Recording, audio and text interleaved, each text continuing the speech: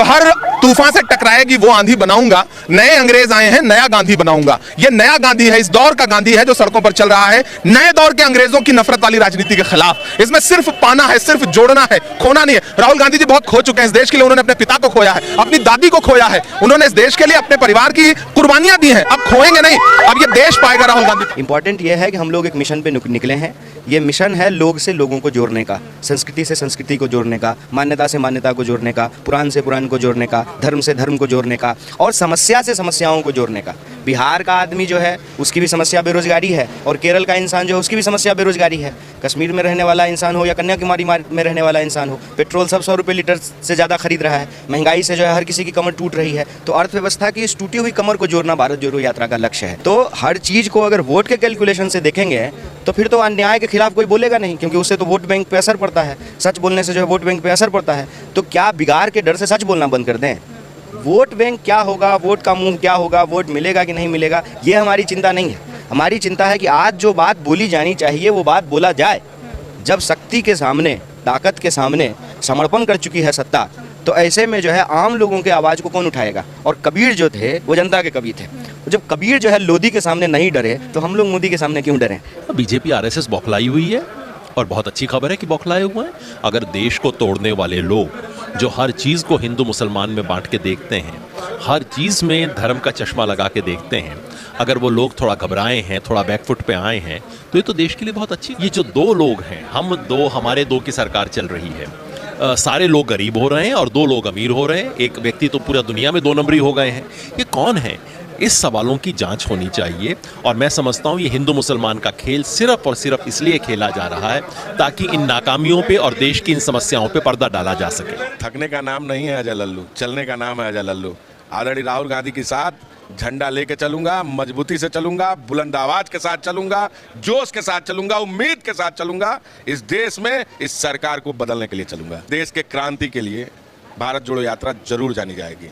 और जब जब इस देश में यात्राएं हुई हैं, परिणाम सार्थक हुआ है, सफल हुआ है और बदलाव हो के रहा है। देखिए, बीजेपी वाले सारे जल रहे हैं, राहुल जी चल रहे हैं। 2014 में महंगाई को डयन बना के रख दिया कांग्रेस ने, बोला ये लोग उसी डयन को डार्लिंग बना के बेडरूम में रख दिया है। अभी हर चीज़ में ये सरकार लूटने का और बेचने का, नाम चेंज करने का, ये 3 चीज़ के अलावा इनको कोई पता नहीं है। जब लोकसभा का दरवाजे बंद कर दिए गए, वहाँ विपक्ष की आवाज़ दबानी जाने लगी, संवैधानिक संस्थाओं का गला घोट दिया गया, चुनाव में लट के दम पर सरकारें बनानी जाने लगी, तब राहुल गांधी जी ने फैसला लिया कि देश टूट की तरफ है।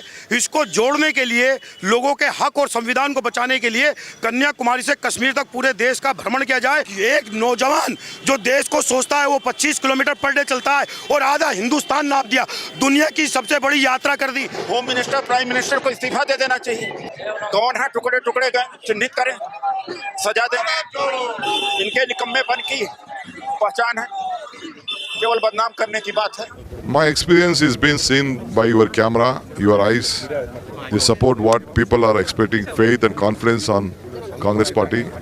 There is no match to it. He is taking a very brave, bold stand. I am sure this will be the game changer for this country. हम अपना काम कर रहे हैं, जो बौखला रहे हैं वो बौखलाते रहे। जब आज़ादी का आंदोलन चल रहा था तब संघ बौखला जाता था, हिंदू महासभा बौखला जाती थी। अब भारतीय जनता पार्टी बौखलाती है। जनसंघ को भी बौखलाहट हमने बहुत सालों तक देखी। हमें बौखलाहट से मतलब नहीं है। तोड़ने वाला कभी थोड़ी मानेगा कि उसने तोड़ा है। भारत को तोड़ने में कोई कसर नहीं छोड़ी। मीडिया पर दबाव, जुडिशरी पर दबाव, संवैधानिक संस्थाओं पर दबाव, उनको काम नहीं करने दिया जा रहा, एजेंसियों का दुरुपयोग, राज्यों के अधिकारों को छीना जा रहा है, लोगों को लड़ाया जा रहा है धर्म, जाति, भाषा के नाम पर। इससे और ज्यादा क्या होता है? क्या पूरा तोड़कर ही मानेंगे? आई थिंक हमारे जो प्रधानमंत्री जी है, मन की बात बोलते हैं, रेडियो के जरिए बोलते हैं, इंटरव्यू करते हैं तो टीवी के जरिए, टीवी पे भी नहीं आते हैं। It's only on, not with the press people or anything. Everything is virtual.